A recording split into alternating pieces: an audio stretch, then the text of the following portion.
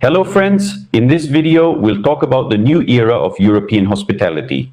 The European Union, together with Kyiv, is preparing changes in the rules of temporary protection. Old loopholes are being closed, and refugee status is turning into a privilege for those who are officially, let's say, declared unfit. Who should pack their bags, who will not be affected, and why behind the scenes of this humanitarian drama there is the cold calculation of geopolitical grandmasters? We will figure it out now. Please like and subscribe to the channel. Thank you all for your support, likes, and for supporting aerodynamics and the working class. Well, let's get down to business. So if you didn't hide, you're not in the European Union. The barrier is coming down, friends, and we're about to have a new legal performance. The temporary protection system for Ukrainians in Europe, which hasn't changed since 2022, is about to get a major upgrade. This time, they're tightening the screws. They're tightening it not cautiously, but with full force. This historic moment is actually quite simple, right? The European Commission, together with the Polish Ministry of Internal Affairs led by Mr. Maciej Duszczyk, is preparing amendments that, in fact, turn the EU's eastern border into a branch of Ukrainian military recruitment offices. And do you want, dear friend, to get UKR status, a Polish PESEL, or just get into Poland at all? Please be so kind as to present an official certificate at the border stating that your homeland has no claims against you and that you are not registered for military service. Or you have a deferment as clean as a baby's tear. And what's most interesting is that this rule is universal. Both men and women of conscription age are affected. Wanted equality? Here you go. Sign for it. Yes, an important point. The new changes will only affect newcomers. Those who have already managed to settle in Europe and get some kind of cherished status, like a residence card, a resident card, and so on, they can kind of breathe easy because it doesn't have retroactive effect. And until March 2027, the old-timers, holders of Ukraine status, are promised not to be touched. Let's see what happens in practice. Why did the European humanists suddenly see the light? That's a logical question, right? After all, just yesterday they were ready to take everyone under their warm wing. They're still taking in Syrians and all sorts of Afghans, but today they're starting to act like a strict old gatekeeper, an old strict guard. Where did this sudden attack come from? What's going on? The answer is actually quite simple. At least that's how Europe positions it, Europe. By the way, we'll talk more about it closer to the end of the video. They say it's the Ukrainian side, it's Kyiv that wants this. We're just helping you fight, so we won't let men in, so that you'll have more people in the army. And in Kyiv, they suddenly realized, damn, with this approach, soon there will be no one left to fight. The problem became especially acute after the Ukrainian authorities allowed young people aged 18 to 22 to travel abroad. But the result didn't take long to show itself. The numbers are pretty striking. 121,000 young people entered Poland in the first 3 months after the restrictions were lifted. That is, those aged 18 to 22. 50,000 citizens immediately applied for UKR status. 218,000 men of conscription age, aged 18 to 65. Currently, people with UKR status are listed in the Polish PESEL registry. Well, 4.3 million, so I think the number is probably closer to 5. The total number of people under temporary protection in the European Union.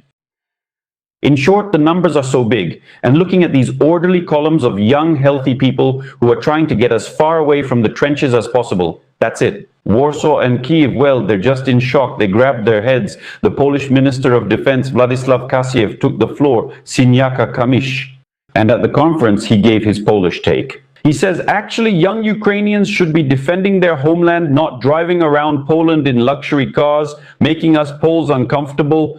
Write in the comments what you think about Mr. Władysław's words. Do you agree or disagree? Let's discuss deportations. The moment it happened, Telegram channels erupted with people calling for help. Tomorrow, they'll start loading people onto buses in Warsaw streets and taking them to the enlistment office. Well, let's tone down the hysteria right away and use some logic. There won't be any mass deportation happening right now. And it's not about how dear European humanists are, it's just the banal legal and technical incompetence of the receiving parties, because there's a legal deadlock. Currently, the Ukrainian Ministry of Internal Affairs has no legal means to demand the forced removal of citizens from the EU. This readmission mechanism, the return process, is strictly individual. You have to prove that a specific person is in the European Union illegally. How can you prove it if you already have valid documents like a residence card? Right. Then there's also the threat of system collapse, because if people are deprived of temporary protection all at once, they will immediately rush to apply for full refugee status. This will overwhelm European migration services with paperwork for years. Next, there's another risk, and well, a risk for those who don't want to go to the front back to their homeland. Yes, for them this isn't a risk. Because if Poland starts getting tough with the paperwork, yes, and let's say Spain or Hungary doesn't, then tens of thousands, maybe even hundreds of thousands, will simply move within the Schengen area. Well, who needs this chaos? So the deportation of rich kids in sports cars, which the Minister of Defense talks about so sweetly, is just a political PR move for the Polish electorate for now. Look, we condemn it, you have to defend your homeland. Dir kasihnya kosinyak. When and if, God forbid, all this reaches Poland, we'll see what you say then. Yes, the internet remembers everything. Reality is much more prosaic. They won't force potential conscripts out with kicks, but with soft economic and legal strangulation. Well, friends, what else is there to say on this topic? Let's take a look at all of this from above. Not because we're so smart, right? But because of the geopolitical puzzle. Behind all these maneuvers, there is a clear, cold, and cynical strategy of the West. It takes time to fully ramp up their factories, to produce new batches of high-tech toys, all sorts of cruise missiles, ballistic systems, drones. It takes time. And Europe is gearing up. Someone will now say, see, we didn't start the special military operation for nothing. If we hadn't started the special military operation, NATO would have faded on its own, but Europe got scared instead. And while the machines at the factories are running, yes, someone has to hold the Eastern Front and physically be in the trenches, holding back the advance of Russian troops. And the tragedy is that for the collective West, this conflict has become the perfect win-win business project. On top of that, it revived NATO.